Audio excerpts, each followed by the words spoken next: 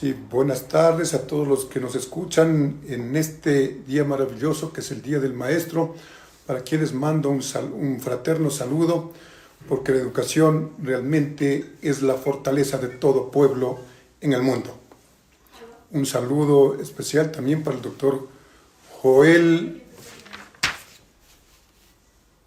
que es el administrador y el fundador de este grupo Penalistas Ecuador.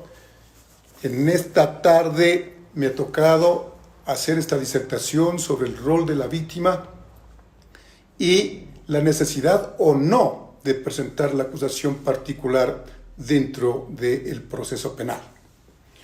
Para ello es necesario hacer una pequeña introducción, que debemos hacer una afirmación que definitivamente el derecho penal y el derecho, por lo tanto el derecho procesal penal, se encuentran constitucionalizados. Y además de eso es necesario que se aplique la ley, la Constitución y también los convenios internacionales de derechos humanos, así como del derecho internacional humanitario. Todo esto conforma el sistema jurídico que debe estar imperante en cada uno de los países del mundo, y por lo tanto así tiene que ser en Ecuador. En cuanto a la víctima, esta tiene varios derechos y garantías. Entre los derechos esenciales que tiene la víctima es el acceso a la justicia, que comprende muchos aspectos. El acceso a la justicia, esta tiene que ser oportuna, tiene que ser en el momento en que realmente necesita la víctima llegar con una noticia crímenes, que puede ser una denuncia o cualquier otra noticia crímenes que llegue a conocimiento del fiscal, la comisión de un delito del ejercicio público de la acción. Luego viene el derecho a la defensa, que es tan amplio. El derecho a la defensa no solo está regulado en el Código Orgánico Integral Penal y en la Constitución, sino también en los convenios y tratados internacionales. Y hay que sintetizar lo que realmente es el derecho a la defensa. Comienza o inicia con el acceso a la justicia, pero esta justicia tiene que ser de manera oportuna. Luego viene lo que es el acceso a la prueba, y esta prueba debe ser practicada en base a los principios universales de la misma, es decir, la pertinencia, la contradicción, la inmediación, la publicidad. Pero también luego tenemos, a más de la prueba, lo que ya es la decisión verbal y la sentencia escrita. En la decisión verbal, donde los jueces deben motivar medianamente, explicando el porqué de una sentencia condenatoria o el porqué de una sentencia ratificando el estado de inocencia. Y también está ya la sentencia escrita, esa sí tiene que ser debidamente motivada en toda su extensión de lo que es esta garantía máxima que tienen todos los justiciables en Ecuador y en el mundo. Luego tenemos todo lo que tiene relación con la impugnación, ahí están todos los recursos. Y finalmente tenemos lo que es la ejecución de la sentencia. Todo este aspecto tiene que ver con el derecho de defensa que tiene la víctima y los demás participantes en el proceso penal. Pero también hay un derecho esencial, que es el derecho a la reparación integral de la víctima. Esto es en el asunto material e inmaterial. El material, que comprende los daños y perjuicios. Esto es el daño emergente y el lucro cesante, que el juzgador en la sentencia escrita tiene que cuantificar de acuerdo a la prueba que se haya practicado e incorporado en la etapa de juicio.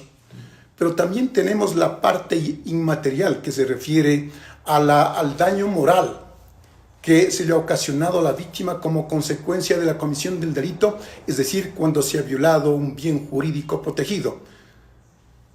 En consecuencia, esta reparación inmaterial tiene que ser en varios aspectos. No necesariamente debe ser reconocida en dinero, sino es otros aspectos que tienen mayor relevancia, incluso para la víctima y para la sociedad, como es pedir disculpas públicas, el reconocimiento público de la comisión de ese hecho, un homenaje, la difusión de la verdad de esos hechos cometidos en contra de la víctima.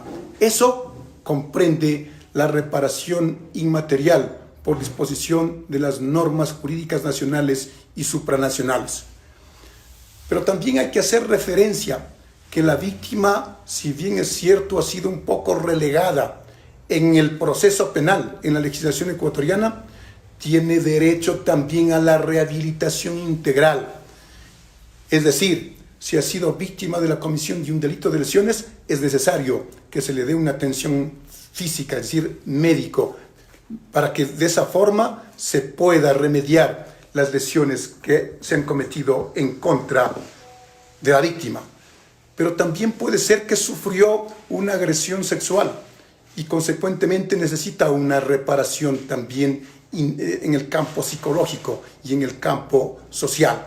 Por lo tanto, la reparación integral de la víctima comprende en el aspecto físico, en el aspecto psicológico y en el aspecto social. También hay que hacer hincapié en lo que es un principio esencial y que está determinado en el artículo 78 de la Constitución de la República del Ecuador, que es la no revictimización. Por lo tanto, a los operadores de justicia y en especial al fiscal, que es el dueño de la investigación y los delitos del ejercicio público de acción en la primera etapa del proceso penal, allí debe evitar revictimizarle a la víctima. ¿Y cómo? Haciendo realmente trámites que no violen sus derechos fundamentales y no llegue a esto de la revictimización.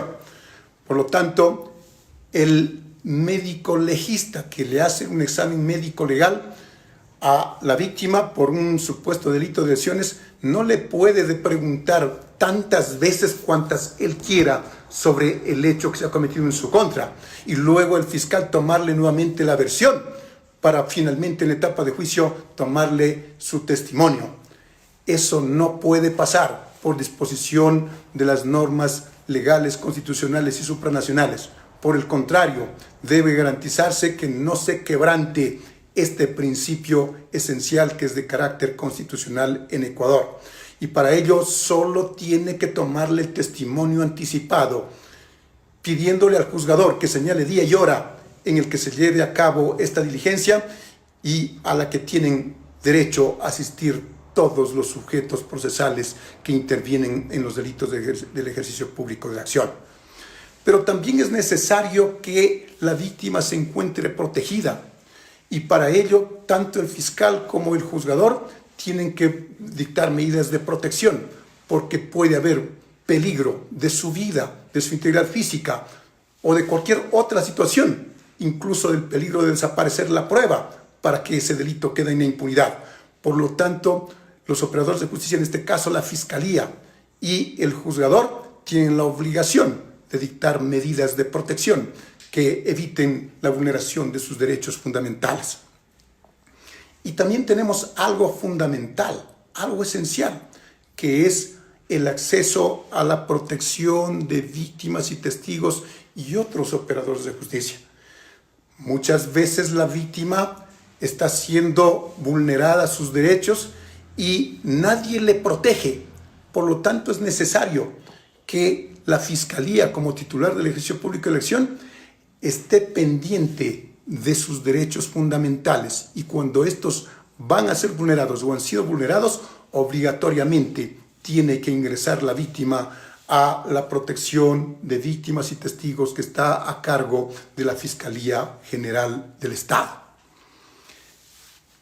Es importante también considerar que la víctima tiene una serie de derechos que están garantizados en el artículo 78 de la Constitución de la República y de manera coincidente en el artículo 78 del Código Orgánico Integral Penal. Los dos coinciden en una serie de derechos y garantías que tiene la víctima, porque la víctima realmente necesita protección por parte del Estado y el que le va a representar a la víctima en Ecuador es el fiscal, pero no tenemos que perder de vista que el fiscal no puede representar en su totalidad el derecho al acceso a la justicia que tiene la víctima. Por lo tanto, debemos considerar todos estos aspectos que son de mucha relevancia en el proceso penal. Y para eso la legislación ha establecido en el artículo 11 del COIP los derechos fundamentales de la víctima. ¿Y cuáles son estos derechos? El acceso a la justicia. Sí, pero nadie le puede obligar a que participe directamente en el proceso penal. Es decir, que está en libertad participar o no participar en el proceso penal. Pero otro de los derechos que habla este artículo 11 del Código Orgánico Integral Penal es el de presentar la acusación particular. Pero esta acusación particular no necesariamente tiene que presentarla para poder participar en el proceso penal.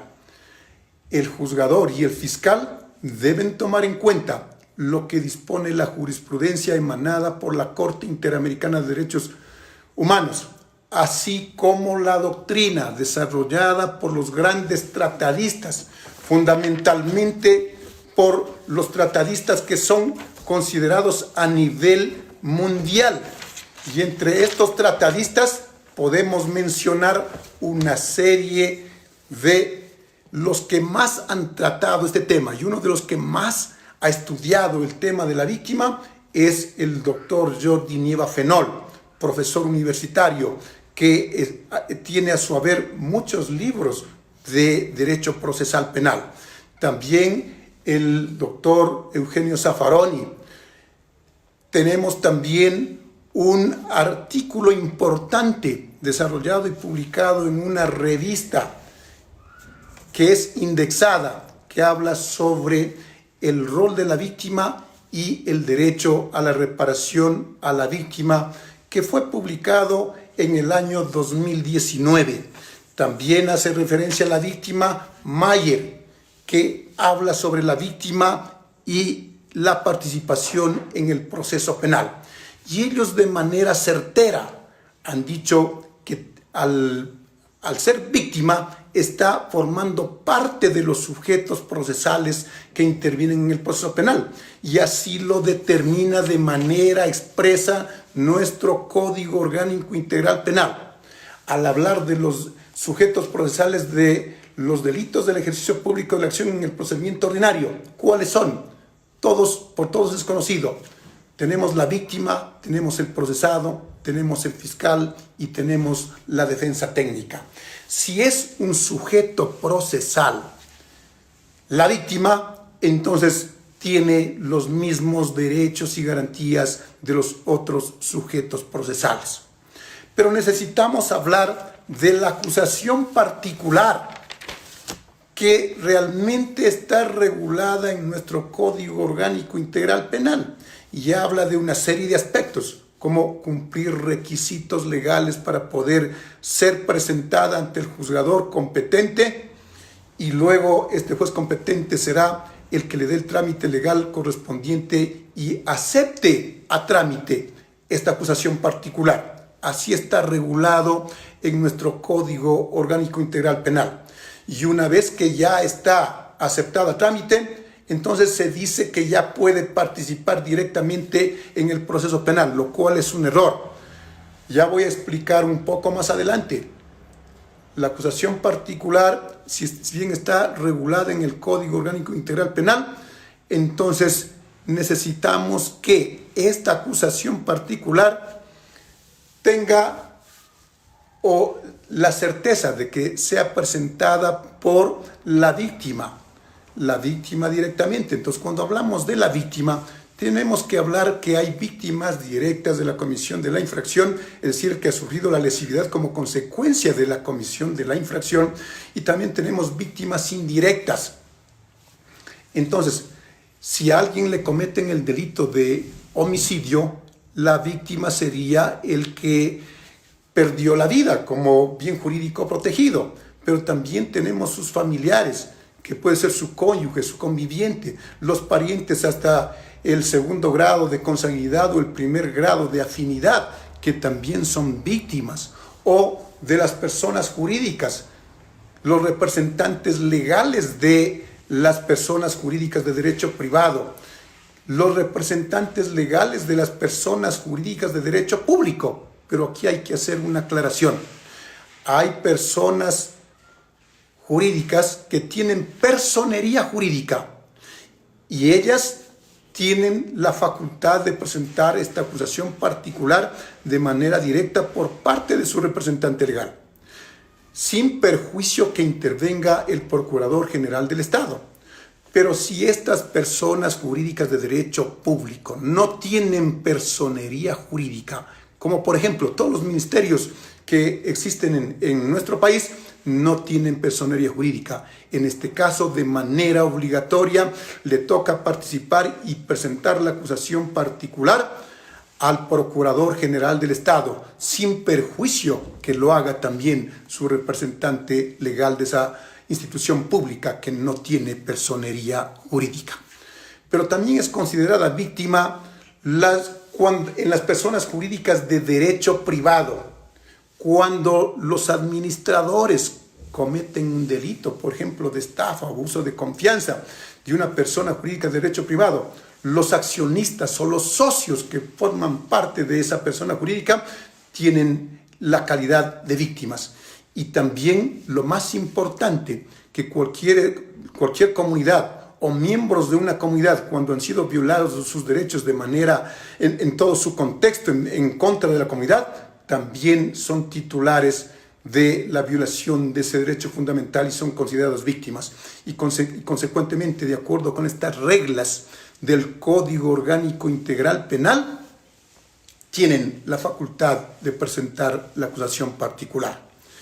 Pero cuando hablamos de la acusación particular es importante destacar que hay dos aspectos relevantes. Cuando la víctima que ha presentado una acusación particular tiene dos opciones. Si ya la presentó, tiene derecho a desistir de la misma. Y puede desistirlo sin ninguna limitación, con las excepciones que establece la ley. Cuando alguien representa a un menor o sus tutores o curadores, están prohibidos de desistir de la acusación particular. O cuando se trata de delitos sexuales o de reproducción, o en asuntos intrafamiliares, están prohibidos de desistir de esa acusación particular. Pero eso es desistir. Pero cuando no ha presentado la acusación particular todavía en el proceso penal, tiene la facultad de renunciar a presentar el derecho de esa acusación particular, de conformidad con lo que establece el artículo 438 del Código Orgánico Integral Penal. Pero no pueden desistir de ese derecho, dice este Código Orgánico Integral Penal, en delitos sexuales y de reproducción, así como en delitos intrafamiliares. Allí no tiene esa facultad de renunciar al derecho de presentar la acusación particular. Así como los representantes de las personas jurídicas o el Procurador General del Estado, en su caso, no está facultado para renunciar al derecho de presentar la acusación particular, ni desistir de la acusación particular. Estas entonces son las reglas que tienen relación con la acusación particular, que es un aspecto de carácter procesal que está regulado en nuestro Código Orgánico Integral Penal. Pero ahora nos preguntamos, ¿cuál es la finalidad de presentar la acusación particular en un proceso penal del ejercicio público de la acción, donde el fiscal es el titular de esta acción? ¿Cuál es la finalidad? Se dice que es participar en el proceso penal. Eso no es verdad. Las normas legales nacionales y supranacionales dicen que al ser la víctima un sujeto procesal, un interviniente en el proceso penal, no necesariamente tiene que comparecer como acusador particular, sino tiene derecho el acceso a intervenir en el proceso penal de manera amplia, sin ninguna limitación. Pero entonces, ¿cuál es la finalidad? Otra de las finalidades de la acusación particular, que el juzgador le condene al procesado, en el caso de que le dicte sentencia condenatoria, a la reparación integral, que habíamos dicho hace un momento, que está compuesta por dos rubros: la reparación integral material y la inmaterial. La material, que tiene que ser cuantificada, y la inmaterial, que corresponde al daño moral. Pero esto no es verdad. ¿Por qué no es verdad? Porque en el Código Orgánico Integral Penal, como uno de los requisitos fundamentales de la sentencia, que está determinado en el artículo 622.6 de este cuerpo legal, le corresponde al juzgador hacer constar en su sentencia escrita, haya o no haya acusación particular, la reparación integral a la víctima debidamente calculada, y en cuanto a la reparación inmaterial, cuál es su alcance, si va a determinarse unas disculpas públicas, si se va a determinar que esa verdad de la comisión de ese delito se ponga en conocimiento de la comunidad o de la sociedad en general, o cualquier otro aspecto que tenga que ver con la reparación inmaterial. Perdón. Al ser entonces un requisito de la sentencia, no necesitamos que la víctima presente una acusación particular. Es decir, que de acuerdo a la jurisprudencia, a la doctrina y a las normas nacionales y supranacionales, el juzgador tiene la obligación de dictarse una sentencia condenatoria que se cuantifique el daño material y se determine de manera expresa el daño inmaterial. Entonces, es necesario hacer referencia a la responsabilidad de la víctima en la presentación de la noticia crímenes, que puede ser una denuncia. Y es así, es de manera amplia. En el momento que se ha cometido una infracción, es decir, un delito del ejercicio público de la acción, la víctima puede recurrir a la policía o a la fiscalía a presentar su denuncia, y en esa denuncia hará conocer el hecho delictivo cometido en su contra. Pero desde ese momento ya tiene una responsabilidad la víctima. Y así también determina el Código Orgánico Integral Penal cuando ha presentado la acusación particular. También asume una responsabilidad en la intervención en el proceso penal. Esto es, cuando el juzgador ha dictado sobreseimiento, o cuando el juzgador ha dictado sentencia ratificando el estado de inocencia, allí tiene la obligación el juzgador, que es un juzgador competente, imparcial, independiente, tiene la obligación de calificar si esa denuncia, que va a haber en todos los casos, y en los casos que haya también la acusación particular, si esa denuncia es maliciosa o temeraria. Si el juez la califica como maliciosa, entonces tiene derecho el procesado, el que ha sido sobreseído, o en el que se ha ratificado el estado de inocencia, por parte del juzgador, a seguir un juicio de carácter penal, tipificado y sancionado en el artículo 271 del Código Orgánico Integral Penal, por haber presentado una denuncia o una acusación particular y no haber probado el hecho denunciado. Entonces tiene esa gran responsabilidad, y en este caso sería ya una facultad del procesado que ha sido sobreseído o ha sido ratificado el estado de inocencia para ejercer o no ese delito, que en este caso está tipificado en el artículo 271 del cuerpo legal antes referido. Pero también no solo debe declarar la malicia o pronunciarse sobre la malicia, sino sobre la temeridad de esa denuncia o de esa acusación particular. Y en este caso le da derecho al procesado a que presente una acción civil para que reclame los daños y perjuicios como consecuencia de la denuncia que ha sido declarada temeraria o de la acusación particular que ha sido calificada temeraria por parte del juzgador. Pero eso no significa que el juzgador tenga la obligación de declarar maliciosa y temeraria por el simple hecho de dictar sentencias ratificando el estado de inocencia o haberse dictado sobreseimiento. No, esa es facultad exclusiva del juzgador, que en base a los elementos de convicción en la segunda etapa del proceso penal, que es la audiencia de evaluación y preparatoria de juicio, allí determinará si es que hay la malicia y la temeridad. Caso contrario, dirá que la denuncia de acusación particular no es ni maliciosa ni temeraria.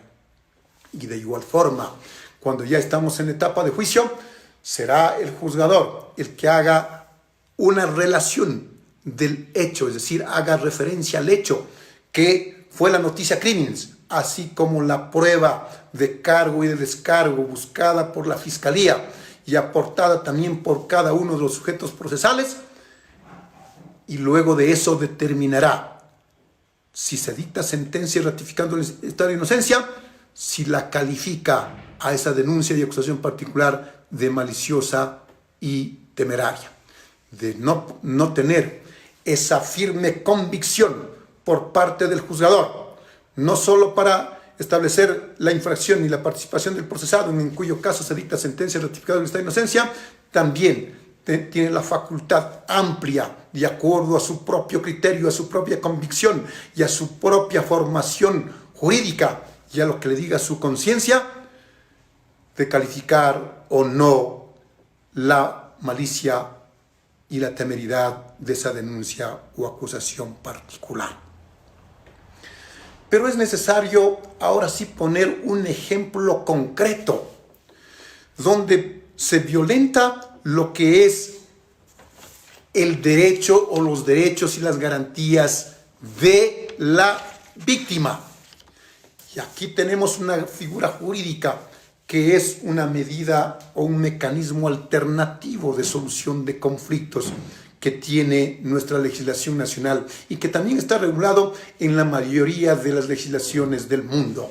Y me refiero al principio de oportunidad, el cual ha sido ampliamente estudiado en una tesis doctoral que hice en la Universidad de Salamanca, cuyo tema es el principio de oportunidad como mecanismo de política criminal en la legislación ecuatoriana, donde además de haberse hecho un estudio amplio de lo que es la dogmática, también se ha hecho una propuesta que es la creación de un nuevo modelo válido para las legislaciones del mundo, donde se determinan los principios, los elementos constitutivos de ese nuevo modelo que debe ser ajustado a cada una de las legislaciones de cada país para que pueda entrar en vigencia en el mundo.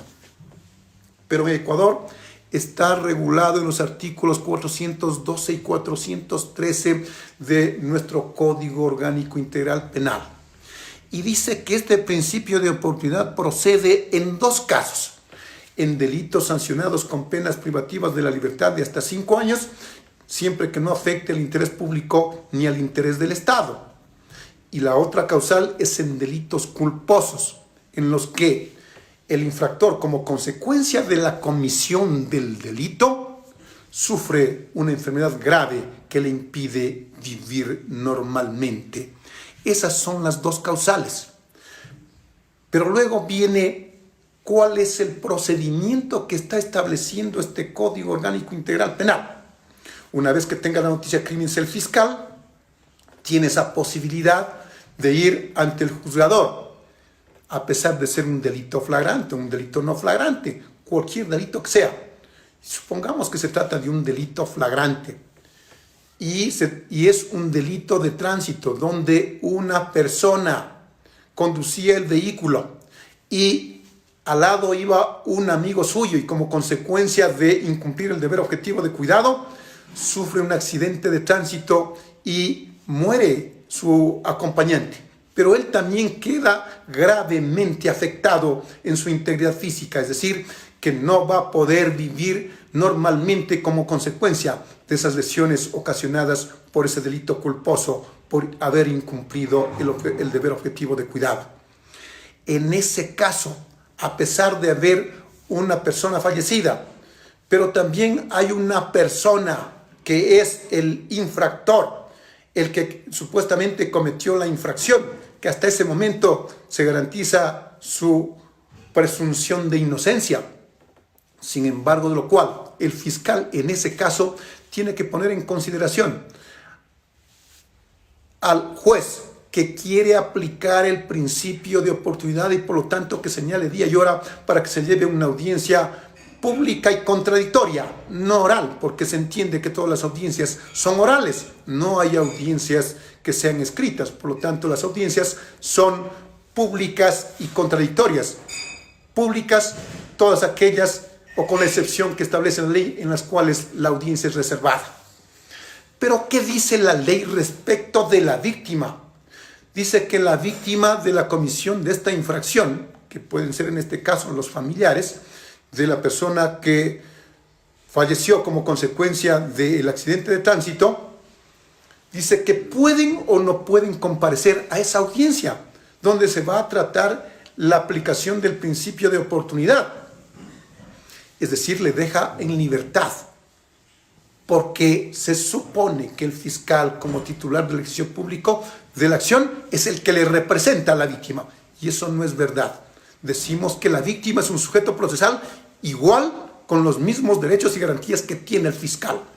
Por lo tanto, la víctima necesita ir a esa audiencia para hacer valer sus derechos, conjuntamente con su abogado defensor, que puede ser de su elección o puede ser un defensor público.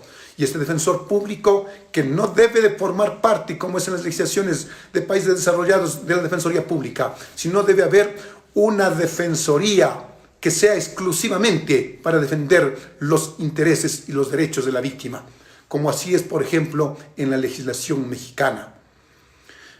¿Cuál es la consecuencia de la aplicación del principio de oportunidad? Que el juzgador, si acepta la aplicación de ese principio, simplemente extingue la acción. Y al extinguir la acción, se archiva el proceso y no prosigue con la investigación. Es decir, que no va a haber ninguna sentencia en contra del que cometió una infracción que en definitiva perjudicó a la víctima. Pero en este caso, el juzgador debe ordenar la reparación integral a la víctima como consecuencia de la aplicación de este principio, y nuestra legislación de manera errónea dice que no, que simplemente el juzgador declarará extinguida la acción y dejará a salvo el derecho de la víctima para que pueda hacer valer sus derechos en una acción civil. Algo que definitivamente violenta todo lo que son las normas nacionales y supranacionales, es decir, que forman parte del bloque constitucional que debe aplicarse en la administración de justicia penal y en cualquiera de las otras materias. No puede ser posible que la legislación sea tan perversa y le obligue a seguir otro juicio de carácter civil para reclamar la reparación integral a la víctima. Consecuentemente, aquí debe hacerse una modificación de la norma legal, que esté acorde con los derechos y garantías de la víctima que están establecidos en la Constitución y también en los convenios internacionales de derechos humanos. Fundamentalmente, ¿en qué cuerpos supranacionales? En las reglas mínimas de las Naciones Unidas para la Administración de Justicia, en la Convención Interamericana sobre Derechos Humanos, en la Declaración sobre Preceptos Fundamentales de Justicia para la Víctima, en la Declaración Universal de Derechos Humanos, en el Estatuto de Roma, que tiene que ver con todo lo que es la Corte Penal Internacional, donde se regula la intervención sin ninguna limitación, sobre todo en este Estatuto de Roma, la intervención de la víctima en el proceso penal.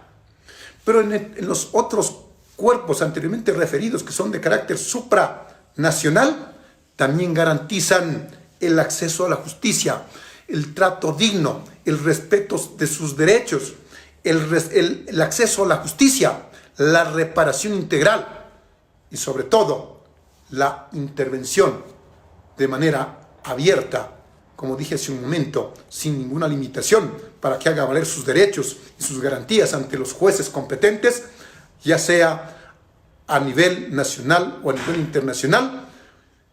Eso significa que el derecho penal y procesal penal ecuatoriano no solo que se encuentra constitucionalizado, sino que el juzgador tiene la obligación de tomar en cuenta las normas internacionales de las cuales el Ecuador es parte, porque las suscribió, las aprobó y las ratificó. Consecuentemente, es obligatorio, es mandatorio para el juzgador ecuatoriano también aplicar esas normas supranacionales en la administración de justicia de carácter penal. Pero luego tenemos que dar una respuesta entonces correcta, exacta. Es necesario que se presente la acusación particular en un proceso penal de los delitos del ejercicio público de acción por parte de la víctima o no.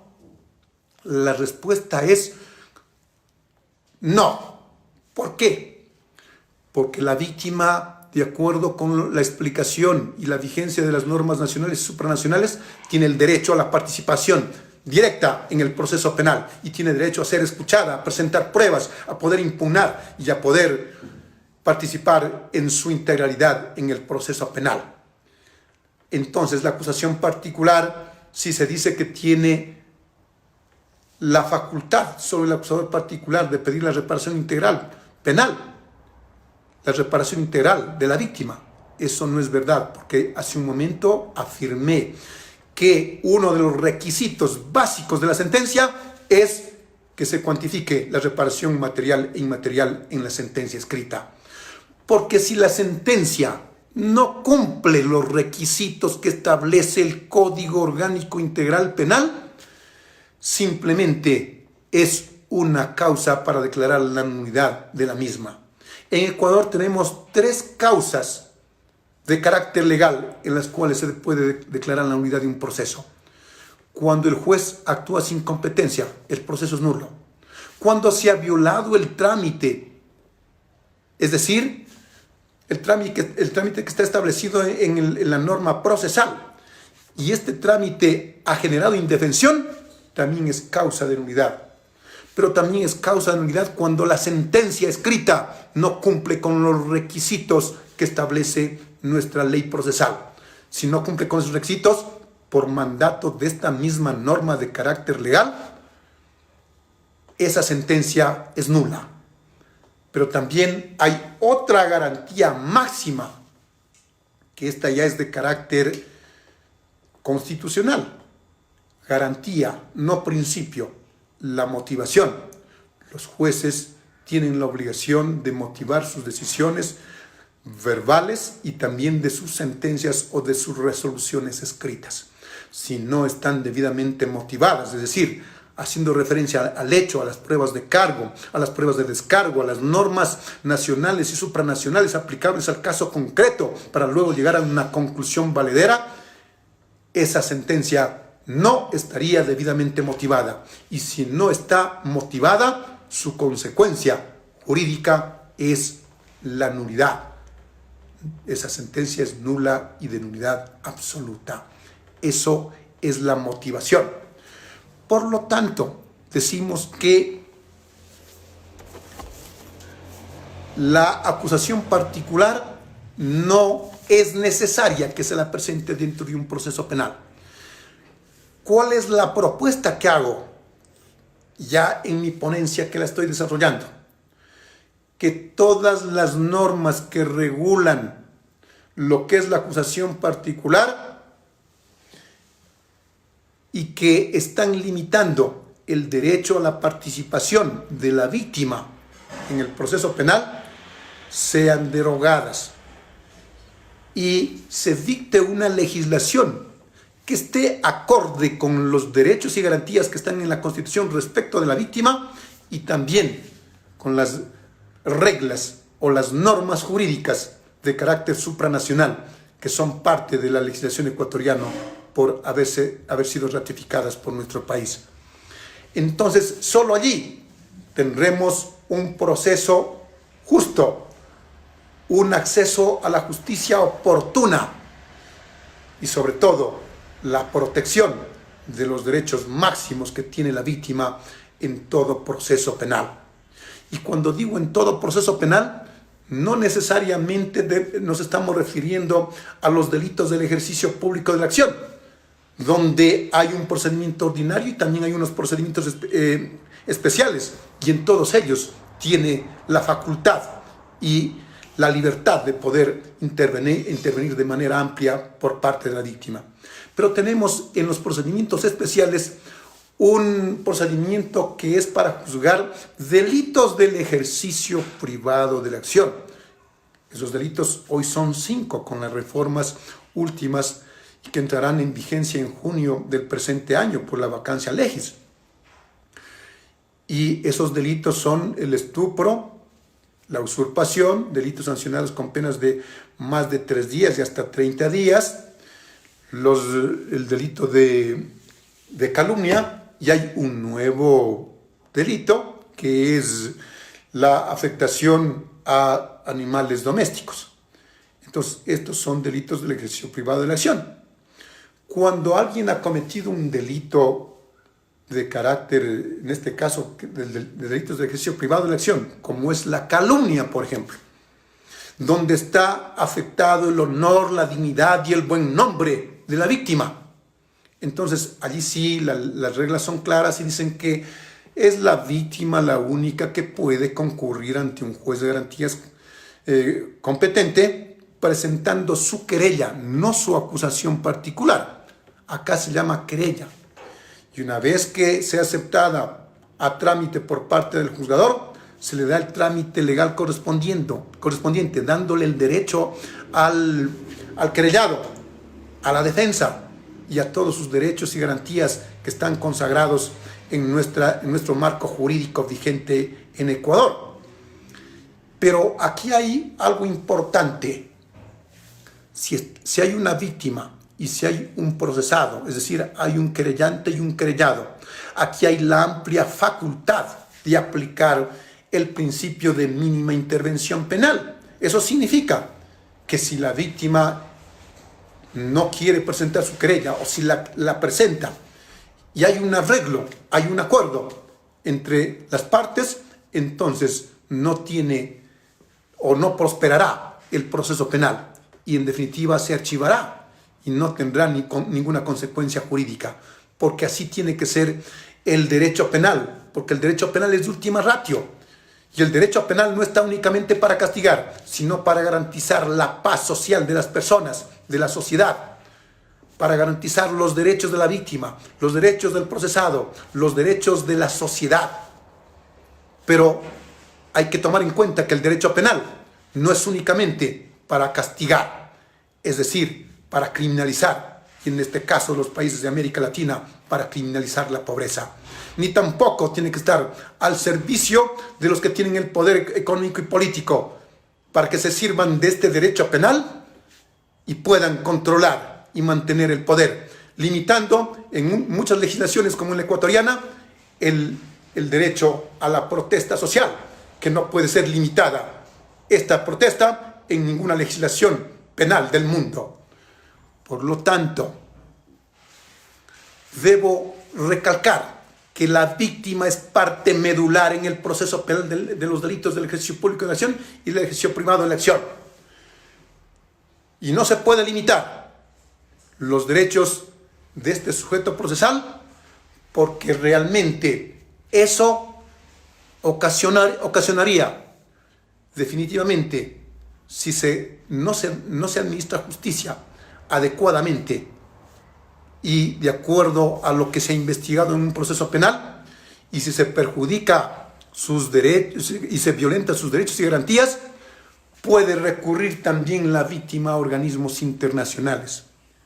Una vez que ha agotado toda la justicia ordinaria, la justicia constitucional de nuestro país, luego tiene la facultad de concurrir ante organismos internacionales de derechos humanos, como en este caso es la Corte Interamericana de Derechos Humanos, donde de haberse determinado, y eso hay jurisprudencia, en muchos casos en los que han sido condenados países de los cuales son miembros de esta Convención Interamericana de Derechos Humanos, y ha ordenado la Corte Interamericana de Derechos Humanos la reparación de los daños ocasionados a la víctima, no solo en contra del procesado, sino también cuando se ha afectado estos derechos y garantías de la víctima, derechos humanos que no pueden ser violentados por ningún juzgador nacional o internacional.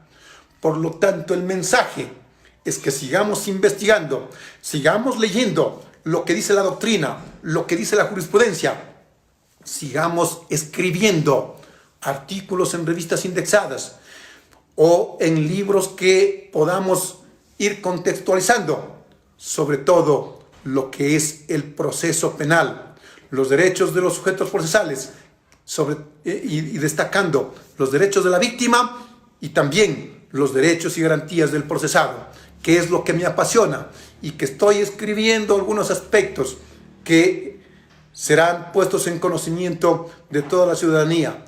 Hay artículos que están hablando de la víctima, están hablando del procesado, de la reparación integral a la víctima, de delitos informáticos que ya están circulando en revistas indexadas a nivel de América Latina y del mundo.